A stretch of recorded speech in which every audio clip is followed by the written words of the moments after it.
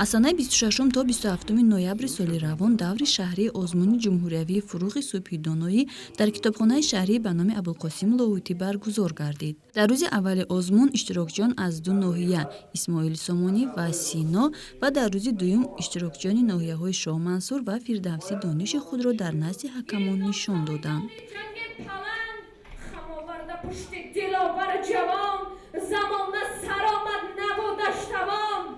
زدش بر زمین بر بکردان شیر بدانیست که هم نماند بزیر مالای محمد جان کارمند سیاست معارف شهر دوشنبه البته که هیچ خیلی به همه معلوم است در اساس امر پرزیدنت و قرار رئیس شهر دوشنبه درباره آزمون فروغ صبح دانایی امروز ها در شهر دوشنبه دوره شهری این آزمون برگزار گردیده شده است که دیروز در ناحیه اسماعیل سامونی و ناحیه سینا برآمد کردند که 22 نفر را در مجموع تشکیل کرد.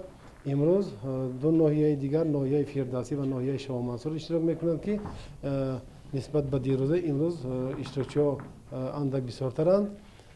بعداً تیاری اشتراکچیان به نهایت خوب است و جایی که انتخاب نمودن در جای برگزاری آزمون که کتابخانه به نام لاهوتی است بسیار همه ادبیاتی که مطالعه نمودن در این کتابخانه دیده می شود.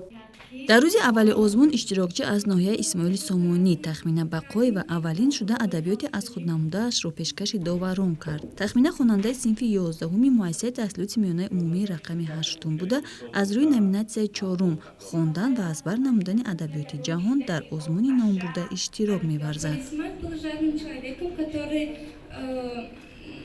Ходил по разным праздникам, только ел, он хранил свои деньги в банке, но к концу он умирает из-за жадности, только из-за того, что он обанкротился. муассисаи таҳсилоти миёнаи умумии рақами 53-юми ноҳияи Исмоили Сомониро бошад дар ин озмун Саидамир Боқиев муаррифӣ намуд. Дар озмуни фурӯғи субҳи доноӣ Саидамир аз рӯи номинатсияи адабиёти классики тоҷик иштирок намуд. Саидамир зиёда аз 5000 мисраи шеърӣ азбар намуда, зиёда аз 100 асари бадеиро мутолиа намудааст. بر کفی ما نه سباده گردشی اجرام را تا زمانی بی زمانه جام می بر کف نهیم بشکنیم اندر زمانه گردشی ایام را جان و دل در جام کن تا جان به جام اندر نهیم همچو خونی دل نهاده ای پسر صد جام را دام کن بر طرف بام از حلقه های زلف خویش چون که جان در جام کردی تنگ درکش جام را کاخ کیکاووس پر شد زان سهیلی شامیان زیر خطی حکم درکش ملک زال و سام را иштирокчиён аз ноҳияи Синои пойтахт низ хеле фаъол буданд. Довталабон кӯшиш менамуданд ҳаяҷони худро фурӯ нишонда ба саволҳои доварон дурусту пурра ҷавоб диҳанд. яъне ҳар як иштирокчӣ ба озмун бо тайёрии ҷиддӣ омада буду, нияти ғолиб шуданро дошт. Маҳбубаш Мунавваршо сози мунаввар, яъне ӯ соз менавохт ва аз ҳамин сабаб сози ӯро сози мунаввар меномиданд. ӯ дар минтақаи кӯҳистон ҷойгир буд ва ҳар нафаре ки ба он ҷо меомад аз ҳамин соз яъне мунавваршо дидан мекард ва сози ӯ мешунид. китоб махзани нуру сафо, ганҷинаи бебаҳо ва китобхона хазинаи бузурги фарҳангу маънавиёти инсон ҳост. мо насли навраси хушбахту хуштоле аз он меболем ки дар чунин даврони ободу осоишта зиндагӣ дорем ва барои илмомӯзии мо тамоми шароитҳо муҳайёст, бахусус бо иқдомҳои наҷибонаи асосгузори сулҳу ваҳдати миллӣ. пешвои миллат президенти ҷумҳурии Тоҷикистон муҳтарам Эмомалӣ Раҳмон ва шаҳрдори шаҳри Душанбе муҳтарам Рустами Эмомалӣ теъдоди китобхонаҳо рӯз то рӯз зиёд гашта истодаанд. мо насли навраси хушбахту хуштоле аз он сиёсати хиратмандонаи онҳо нерӯву тавоноӣ гирифта кӯшиш менамоем ки бештар ба китобхонаҳо рӯ орем و معرفگری ادبیات با غناوت تاجیک در عرصه عالم گردیم. من قادره و مهرانا خواننده صنف هشتم ای مؤسسه تحصیلات عمومی اساسی رقم 57 می باشم. من در نامیناسیون ادبیات کلاسیکی و معاصر اشتراک نمودم. در این نامیناسیون من بسیار شعرها و غزلیات را از خود کردم. من تقریبا 50 غزل، 75 رباعی، 300 مصرع از داستان رستم و سهراب و 200 مصرع دیگر از همین داستان خبردار شدن مادر از کشته شدن پسر از خود نمودم. جریان آزمون خیلی خوب بود. در همین جا باز من چیزهایی را که نمیدانستم از خود کردم. میان اشتراکچیان آزمون دانشجویان نیز کم نبودند. اکثر آنها در رشته فیلولوژی تحصیل می‌نمایند و هنوز از آوانی خوردی به شعر و شاعری شوق زیاد دارند. امیدجان یونسعلیف از زمره آنهاست. او نیز در قطار دیگر اشتراکچیان با تیاری جدی آمده است و نیتی به دست آوردن غالبیت را دارد. من دانشجوی کورس دوم شعبه روزنامه‌نگاری تلویزیون از دانشکده دولتی فرهنگ و صنعت تاجیکستان به نام استاد میرزا ترسونزاده امیدجان یونسعلیف می باشم. امروز در سرتاسر تاجیکستان با اقدام نجوب خردمندان پیشوای معظم کشور آزمون جمهوریوی تحت عنوان فروغ صبحی دانایی دایر گردیده ایستاده است. چون در این روند آزمون جمهوریوی دور شهریش که در کتابخانه استاد ابوالقاسم لاهوتی برگزار گردیده ایستاده است بنده اشتراکچی می باشم از روی نامیناسی خواندن و از بر نمودن آثار ادیبان معاصر تاجیک می باشد.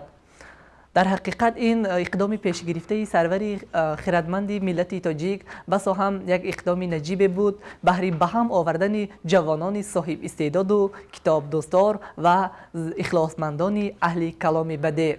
چون حکیم بزرگ فرموده است خوشتر ز کتاب در جهان یاری نیست، در غمکده زمانه غمخواری نیست، هر لحظه از او به گوشه تنهایی صد راحت هست و هرگز آزاری نیست. من امروز با تیاری کامل آمدم و اطمینان کامل دارم که با از بر نمودن مصرع‌های شعری زیاد به مانند آثار استاد علایق شیرعلی زنده‌یاد و اثرهای نثری استاد صدرالدین عینی به مانند مکتبی کهنه و یا اینکه مرگ سودخور به غیر از این باز غزل‌های استاد بس هم شیرین کلام گم شاعری زاده دوران استقلالیت استاد فرزانه با تیاری جدی و کامل آمدم و اطمینان کامل دارم که غالبیت را به دست آورده اشتراکچی دوره نهایی آزمون جمهوریوی فروغ صبحی دانایی می‌گردم و در این روند تذکر باید داد که استاد بزرگ بخشیده به این آزمون نوابسته از این به دوستداران اهل کلام بده و اخلاصمندان کتاب دوستدار و ابیات‌های نثری و نظمی گفتند انیس کنج تنهایی کتاب است، فروغ صبحی دانایی کتاب است. مدینه نیز دانشجوی سال اول همین دانشکده است. او در آزمون فروغ صبحی دانایی از ناحیه فیض‌آباد اشتراک می‌نماید. امروز باشد به اینجا برای دستگیری دوستانش آمده است. او میگوید اشتراک در چنین آزمون آرزوی کودکیش بود. به کتاب ای دوستان بنیاد ما ناروشن است، تیره و تاریک همچون خانه بی‌روزن است. من زهره اومدینه دانشجوی سال اولی بخش روزنامه‌نگاری دانشکده دولتی فرهنگ و صنعت تاجیکستان به نام استاد میرزا ترسونزاده. من در این آزمون در نامیناسیون خواندن و اذیت کردن آثار ادیبان معاصر تاجیک شرکت ورزیدم و توانستم با سوال و جواب اعضای حکمان به دور جمهوریوی این آزمون را خط یابم. من از سن خردی هنگامی که در صنف یکم تحصیل می‌نمودم وقتی اولین بار وارد کتابخانه شدم در نظر من کتاب ها از خود نور یعنی نور رو انعکاس می‌نمودند. محض همین شوق ذوق و مهر کتاب در قلب من بود که توانستم طول 11 سال اعضای کتابخانه شوم و در ردف این در روزنامه‌های ناحیوی و جمهوریوی فعالیت نمایم. خود من می‌خواستم امروز جوانان ما بیشتر به کتاب و کتابخانه روی بیارن چون کتابخانه بهترین مقصد معرفت علم و ادب و ذوق بدیهی هر یک انسان است. یک اثری که من بیشتر عاشق آنم یعنی دوست می‌دارم و با تمام هستیم وارد اثر شدم این اثر بپرستار گکتور معلوم نویسنده فرانسوی میباشد. باور کنید این اثر تا حد مرا وارد خود ساخت که من توانستم همراه قهرمان این اثر فرانسه رو دور زنم و توانم از عادت و انعنه‌های اون زمان آگاه شوم. یعنی من فکر می‌نمودم اونجا نه من در خونم یا شیشتم کتاب مطالعه نمودم، بلکه همراه همون ریمی یعنی قهرمان اساسی اثر در همه مشکلات‌های آن در بر او ایستادم. سرویناز اشتراکچی از ناحیه سینای شهر دوشنبه بوده. قریب 1 سال می شود که برای جای نمایان را سزاوار شدن پیوسته از پی مطالعه است. سرویناز میگوید اشتراک در آزمون نامبرده جهانبینی‌اش را به کلی تغییر داده است. من سعیده سرویناز دانشجوی کورس 2 دانشگاه ملی تاجیکستان باشم و همچنین اشتراکچی آزمون جمهوریوی فروغ صبح دانایی از روی نامیناسیون یکم هستم.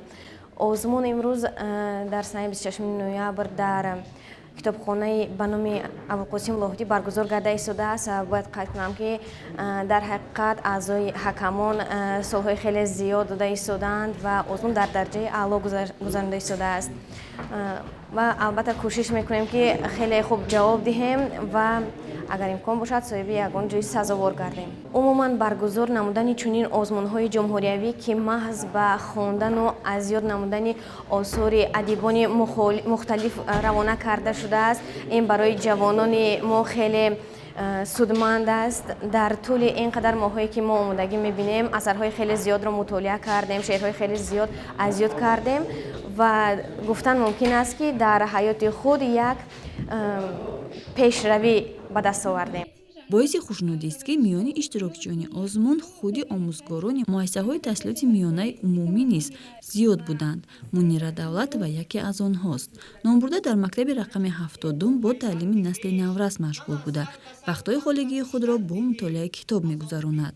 او از بر نمودن آثار کلاسیکان را می‌پسندد و در آزمون نامبرده نیز از روی نامیناسیون یکم دانش خود را سنجیدن می‌خواهد. این به همه خیلی پسند می‌آید و کی پسند اسم شاعره وقتی که در آن باز شاعر بزرگ فیردوسی اشتراک داشته باشد و مصرع یکم را سوری میگوید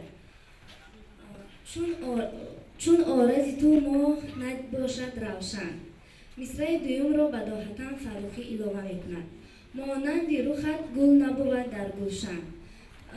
به اسجدی اشاره میکنند و او مصرع سوم را میگوید ولی فیردوسی با تحمل از جایش برخواسته میگوید مانند سینان گیل در جنگ پشن احسنتی حاضرین بلند می شود و بر شاعری پیر خیلی آفرین ها می خوانند. همین طور دور شهری آزمون جمهوریوی فروغ صبح دانایی در پایتخت کشورمان 2 روز ادامه نموده جنبستی آن سنه 30 نوامبر در مرکز کودکان و نورسان شهر دوشنبه جنبست می‌گردد. با شبکه ما بمانید و از رفت آزمون بخبر نباشید.